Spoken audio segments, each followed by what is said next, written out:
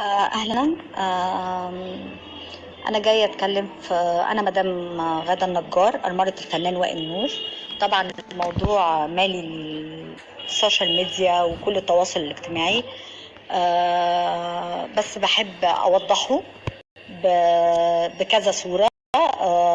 وفي الآخر حرصت حقائق بمستندات رسمية. أنا قعدت مع وائل، اتجوزته من 2010 وعشت معاه حياة مستقرة هادئة، محدش كان بينازعنا في أي حاجة، بل بالعكس. أنجبت منه 3 أطفال، جودي وياسين وحمزة. ومحدش نازعنا خالص. توفاه الله رحمة الله عليه في 2016. أنا بقول الموضوع في الأول عشان اللي ما سمعش البث قبل كده يسمعوا من مصادر أخرى. في 2016 جت معايا مدام أميرة في محضر جرد التركة أهو قدامنا. طلقته، اللي هو طلقها في سنة 2004 مطلقة منه، واتجوزنا احنا في 2010 وما نزعتهوش بأي حاجة. وده مش طبيعي ان ست تبقى صاحبة شقة وما تطلبش من طليقها الشقة بعد ما تطلقوا، لا ده واتجوز كمان فيها وخلف فيها وما طلبتهوش ولا نزعته، ولا كان فيهم محاكم خالص، يعني ما كانش فيه منازعات قضائية على الشقة دي خالص.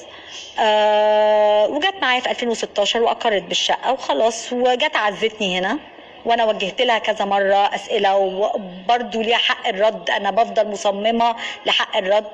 هي جت عزتني هنا في الشقه واخدت العزا معايا في الشقه هنا وعزت ولاده الصغيرين، وكان ساره هنا ساعتها برضه كان جابت باباها كمان من اسكندريه. ساره دي بنوته الكبيره عندها 34 سنه، كانت في اسكندريه.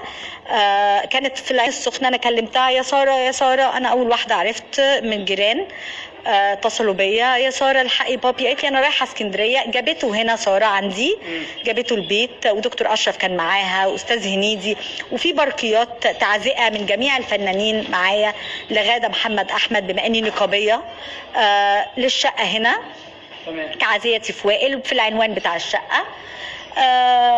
ويا ساره الحقيقي راحت جابته من اسكندريه ساره ومعها دكتور اشرف وكلهم جم هنا وجم عزوه وائل نور، واتغسل هنا في الشقه، اتغسل هنا في الاوضه دي. وطلع من هنا لمسواه الاخير، يعني اللي هو عند ربنا يرحمه في الجنه طبعا. لان وائل نور الناس كلها تعرف عنه، مش انا اللي هقول.